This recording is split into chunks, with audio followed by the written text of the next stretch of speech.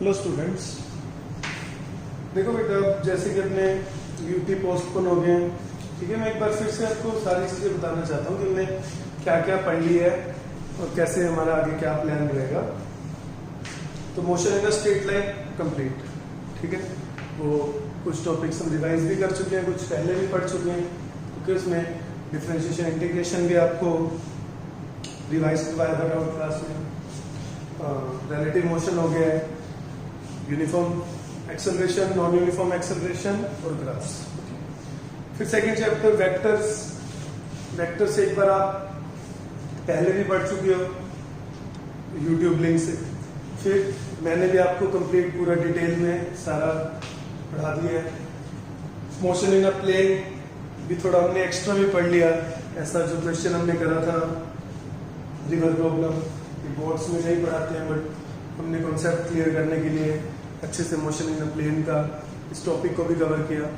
अब हम projectile motion पढ़ेंगे और सर्कुलर मोशन भी मैं आप लोगों के साथ डिस्कस करूंगा। तो अपने 2 चैप्टर फुली कंप्लीट हो जाएंगे। उसके बाद laws of motion. Laws of motion भी मैं एक बार रिवाइज करवा दूंगा, ताकि जिन बच्चों ने पहले नहीं अच्छे से पढ़ाई करी है, क्लासेस नहीं अटेंड कर रखी, न्यू स्टूडेंट्स हैं, whatever the reason, okay, तो वो लगभग रिवाइज मैं करवा दूंगा जितना हमने कर रखा है, ताकि जिन्होंने पहले पढ़ रखा है उनका रिवाइज हो जाएगा, बाकी बच्चों को आइडिया हो जाएगा कि क्या क्या हमें सिलेबस में करना है उसके ऊपर, ओके। तो we will start with projectile motion today, okay. ये भी हम डिटेल में पढ़ लेंगे, आपका दोबारा से रिवाइज हो जाएगा, क्लियर। तो देखो, प्रोजेक्टाइल मोशन में डिस्कस कर ही चुका हूँ कि क्या होता है projectile motion. Motion in a plane, तो ऐसा कोई जरूरी नहीं है, ये बस हम पढ़ते हैं कि projectile motion, motion in a plane में प्रोजेक्टाइल अगर कोई पूछ ले क्या होता है, हम किसी भी चीज को कहते हैं, अगर कोई throw something that is called projectile, और उसके मोशन को प्रोजेक्टाइल मोशन बोल देते हैं। इनफैक्ट अगर मैं सीधा भी कोई चीज ऊपर फेंकता हूँ, वो होगा तो motion in a straight line, but we can call it projectile, okay. मैं बताऊंगा कैसे। तो जनरली बस हम मोशन इन अ प्लेन में पढ़ते हैं, हमें लगता है बस ये वाला जो मोशन है प्रोजेक्टाइल मोशन। ऐसा नहीं है, आप कोई भी चीज को थ्रो करते हो, चाहे ऊपर फेंको चाहे हॉरिजॉन्टली फेंको, उस मोशन को प्रोजेक्टाइल मोशन भी बोला जाता है। चीज को प्रोजेक्टाइल, उसके मोशन को प्रोजेक्टाइल मोशन, ओके। तो we will start with this one. जैसे क्या एग्जांपल दिया था, हम फुटबॉल को किक करते हैं, जैसे फुटबॉल ऐसे जाएगी, ओके। तो ये इस डायरेक्शन में भी जा रही है, एक्स में, वाई में भी जा रही है, 2 डायरेक्शन में, तो इसलिए हम इसे मोशन इन अ प्लेन या मोशन इन 2 डायमेंशन बोलते हैं, ओके। और इस पर्टिकुलर प्रोजेक्टाइल मोशन को जैसे हम आगे और भी पढ़ेंगे, हॉरिजॉन्टल प्रोजेक्टाइल मोशन भी पढ़ेंगे, तो इसके लिए जनरली हम आगे कुछ लगाते नहीं है, बट ये ऑब्लिक प्रोजेक्टाइल मोशन है, कैसे ऑब्लिकली फेंकते हैं, ओके।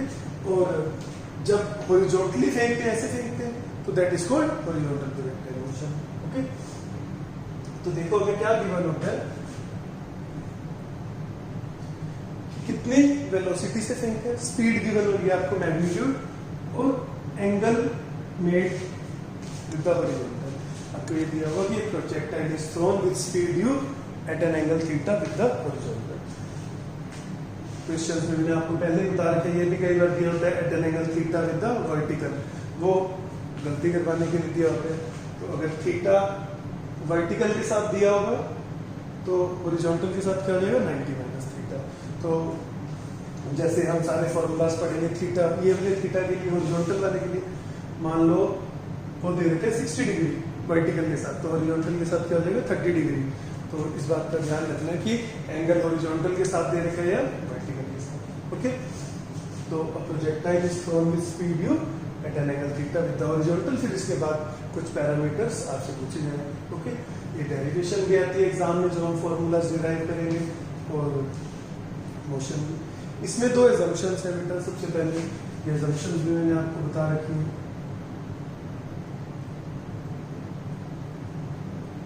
फर्स्ट एजम्पशन है कि एज्यूम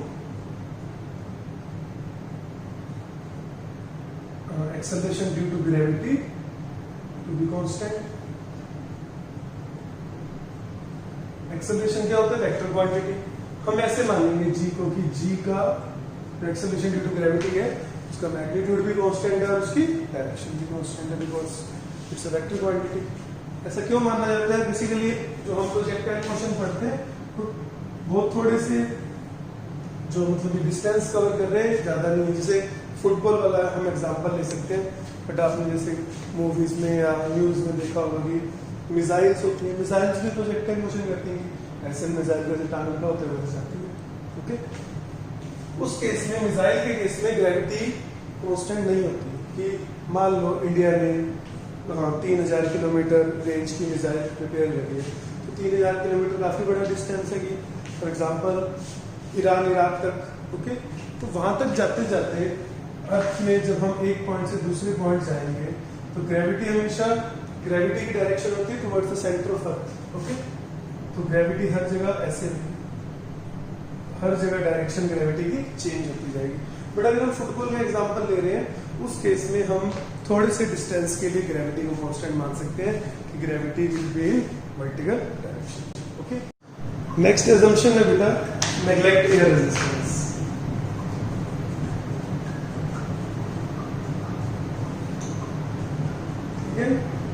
ये भी एक्चुअल में होता है एयर रेजिस्टेंस। जब मिसाइल डिजाइन की जाएगी तो एयर रेजिस्टेंस का भी ध्यान रखा जाएगा, but we will neglect it. Okay, तो मैं डिस्कस करूंगा कि क्यों हम नेग्लेक्ट कर रहे हैं। क्लियर? तो देखो, अब ux क्या लिखोगे? u cos थीटा मैंने बताया था कि चार चीजें लिखनी है, ux, ax, uy, ay। x direction में कितनी वेलोसिटी होगी इनिशियल? थीटा उधर cos थीटा, और दूसरी डायरेक्शन में u sin थीटा। एक्सेलरेशन नीचे, तो ay हम क्या लेंगे? माइनस जी, क्योंकि हमने ऊपर की डायरेक्शन को पॉजिटिव माना। ठीक है, क्योंकि u sin थीटा को पॉजिटिव लिया क्योंकि ऊपर की डायरेक्शन पॉजिटिव थी, u sin थीटा ऊपर था और g को नेगेटिव। यहाँ पर बच्चे आपको ध्यान रखना है कि ये आपको काफी कंफ्यूजन रही है कि प्लस लेना है माइनस लेना है। मैंने आपको बताया कि अगर सिर्फ ऊपर फेंक रहे तो नेगेटिव, सिर्फ नीचे आ रहा है तो पॉजिटिव। बट अब यहाँ ऊपर भी जा रहे हैं नीचे भी जा रहे हैं तो जी कंफ्यूजन हो जाती है क्या लेना है। तो हमने रेफरेंस फ्रेम यूज कर रखा है। आपने ऊपर की डायरेक्शन को पॉजिटिव कह दिया है जब, तो नीचे की नेगेटिव है, तो एक्सेलरेशन आप लोग नेगेटिव। आपका आंसर अपने आप आएगा, you need not to worry. Okay, reference frame will take care of it. चाहे ऊपर जा रहा है चाहे नीचे आ रहा है, आप जी को नेगेटिव ही लोगे। ओके, अगर आपका आंसर पॉजिटिव आ रहा है मतलब ऊपर की डायरेक्शन है, आपका आंसर नेगेटिव आ रहा है मतलब नीचे की डायरेक्शन है। फाइनल आंसर में आपको पता चल जाएगा ये बात।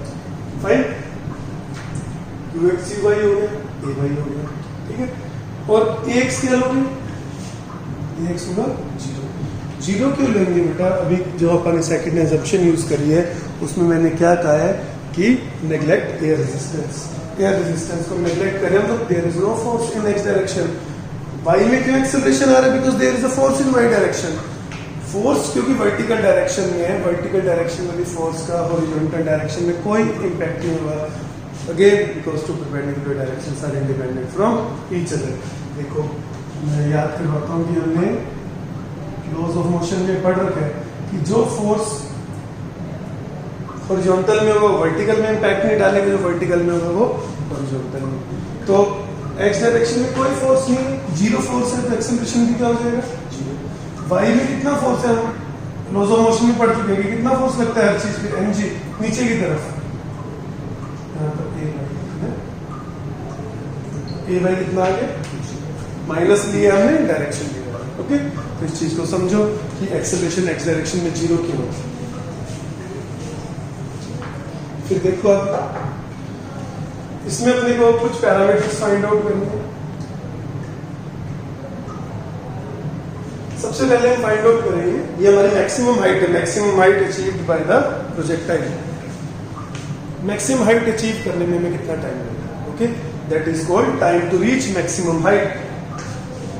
तो हमें देखना पड़ेगा मैक्सिमम हाइट पर होगा क्या। मैक्सिमम हाइट पर हमारी वेलोसिटी कितनी होगी वो थोड़ा सा क्या, ये चीज देखो एक्स और वाई डिपेंडेंट है। एक्स में कैसा मोशन होता है? एक्सेलरेशन तो 0 है, तो हम u cos थीटा से मतलब कांस्टेंट स्पीड से एक्स डायरेक्शन में मूव कर रहे हैं। एक्स डायरेक्शन में हम कोई भी फॉर्मूला लगाएंगे, हमारा फॉर्मूला क्या होगा, distance is equal to speed into time. ये भी याद रखो, ये distance is equal to speed into time कब लगता है, जब स्पीड क्या होती है, कांस्टेंट। ओके, वाई में कैसे है, वाई में ऐसा है कि जैसे हमने किसी चीज को u sin थीटा से ऊपर की तरफ फेंक दिया, बस सिंपल। x में कांस्टेंट स्पीड और y में कैसे है कि हमने किसी चीज को u sin थीटा से ऊपर फेंक दिया। हमने एक्सेलरेशन कितने करेंगे कि body is thrown with velocity 50 meter per second, 20 meter per second, उसकी जगह क्या आ गया, u sin थीटा। 9th में भी कर रखे हैं आपने, सिंपल क्वेश्चन। ओके, ऐसा होगा। मैक्सिमम हाइट कब आएगी, जब हमारी y डायरेक्शन में वेलोसिटी क्या हो जाएगी, 0। हम ऊपर जाते जा रहे हैं, मैक्सिमम हाइट कब आएगी, जब y डायरेक्शन में वेलोसिटी क्या हो जाएगी, 0। बच्चे आंसर देते हैं वेलोसिटी 0 हो जाएगी, वेलोसिटी 0 नहीं होगी बेटा, क्योंकि x डायरेक्शन की वेलोसिटी होगी अभी भी, x डायरेक्शन की वेलोसिटी तो चेंज ही नहीं हो रही, एक्सेलरेशन 0 है, वेलोसिटी कांस्टेंट है। तो हाईएस्ट पॉइंट पे कितनी वेलोसिटी होती है, u cos theta in horizontal direction. और कौन सी वेलोसिटी 0 होगी, y डायरेक्शन। अपने को टाइम निकालना है, time to reach maximum height, तो आप इक्वेशन यूज कर लेंगे v equal to u plus 80। y direction में लगा रहा हूं तो मैंने y लिखती है इस तरह, ठीक है। तो v बाई 0, ये वैल्यूज ऊपर से उठा के डाल दो, टाइम कितना हो जाएगा, u sin थीटा बाई, ये याद रखना formula, this is the time to reach maximum height. Okay, कब लगेगा, जब थीटा हॉरिजॉन्टल के साथ दिया होगा। वर्टिकल के साथ अगर थीटा दिया होगा तो हॉरिजॉन्टल वाला क्या हो जाएगा, 90 माइनस थीटा। मतलब अगर वो 30 दी है तो हॉरिजॉन्टल के साथ कितना हो जाएगा, 60। आप यहाँ पर डालोगे 60। इस बात का ध्यान रखना है आपको कि जो एंगल दिया हुआ है वो हॉरिजॉन्टल के साथ दे रखा है या वर्टिकल के साथ दे रखा है। ओके, इसके बाद हम फाइंड आउट करेंगे टोटल टाइम यहाँ तक पहुंचने का। इस टोटल टाइम को क्या बोल देते हैं, टाइम ऑफ फ्लाइट। ओके, तो टाइम ऑफ फ्लाइट कितना होगा, देखो अपन ने सीखा था जितना टाइम ऊपर जाने में उतना नीचे आ जाएगा। ओके, ऊपर जाने में u sin theta by g था, टोटल कितना हो जाएगा, u sin theta by g plus u sin theta by g, time of flight आ गया। ठीक है, इसमें हम एक और चीज भी फिर सीख सकते हैं, इसको एक और तरीके से भी हम फाइंड आउट कर सकते हैं। कि फॉर्मूलाज याद रखने, time to reach maximum time of flight. देखो क्या होगा, जब हम यहाँ पहुंच रहे हैं तो हमारा जो y डायरेक्शन का डिस्प्लेसमेंट है वो अगेन 0 हो गया। सारा का सारा डिस्प्लेसमेंट किधर हो रहा है, हमारा x डायरेक्शन में। और ये जो टोटल डिस्टेंस कवर्ड होते हैं इसे रेंज बोलते हैं। रेंज अभी अपन डिस्कस करेंगे, रेंज क्या होता है, maximum distance covered in x direction. y में कितने, 0। तो हम इक्वेशन यूज कर सकते हैं s equal to ut plus half x square. हमें वो टाइम निकालना है जब डिस्प्लेसमेंट क्या हो गया, 0 कर देते हैं। इतना बढ़िया है, s equal to ut plus half t square use कर रहे हैं और s को क्या रख रहे हैं, 0, और अपने पास टाइम आ जाएगा, total time of flight. Values डाल दो, t को मान लो, यहां से t की 2 वैल्यूज आएंगे, 0 और 2u sin theta by g। 2u sin theta by g हमारा क्या हो जाएगा, टाइम ऑफ फ्लाइट, जहाँ पर डिस्प्लेसमेंट 0 होगी। t0 क्यों आ रहा है बेटा, क्योंकि 0 पर भी डिस्प्लेसमेंट कितना है, टाइम t इक्वल टू 0 पर भी डिस्प्लेसमेंट 0 है। 0 को हम नेग्लेक्ट कर देंगे, हमारा आंसर क्या हो जाएगा, 2u sin theta by g। Okay, कैसे भी आप time of flight find out कर सकते हैं। एक और चीज भी छोटी सी मैं सिखाना चाहता हूँ इसमें, कि देखो हमने पढ़ा था कि अगर किसी चीज को u से फेंकते हैं वापस भी कितने से आती है, u से। u sin थीटा से फेंकेंगे तो वापस भी कितने से आएगी, u sin थीटा से। इस केस में क्या होगा, देखो हॉरिजॉन्टल की तो कांस्टेंट है u cos थीटा, वर्टिकल की कितनी हो जाएगी, u sin थीटा। जितने से फेंका उतने से नीचे, तो नेट स्पीड वापस से कितनी हो जाएगी, ये 2 वेक्टर्स है, under root of a square plus b square. ये एंगल भी कितना होगा, ये ध्यान रख लेना, कई बार काम आ जाता है।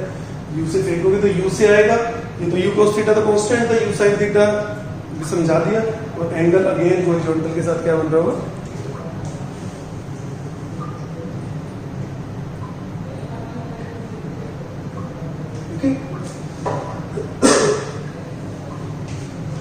और भी बेटा देखो मैं एक और चीज सिखाना चाहता हूँ आपको। इनिशियल वेलोसिटी कई बार ऐसे दी होती है 3i कैप प्लस 4, यू और थीटा नहीं दिया हुआ, ये दिया हुआ, फिर क्या करेंगे? तो मैग्नीट्यूड ऑफ यू क्या हो जाएगा? Under root of a square plus b square, 5 u की वैल्यू कितनी आ गई? 5। और थीटा मैंने आपको सिखा रखा है, देखो 3 यहाँ है, 4 यहाँ है, ये रिजल्टेंट हो गया।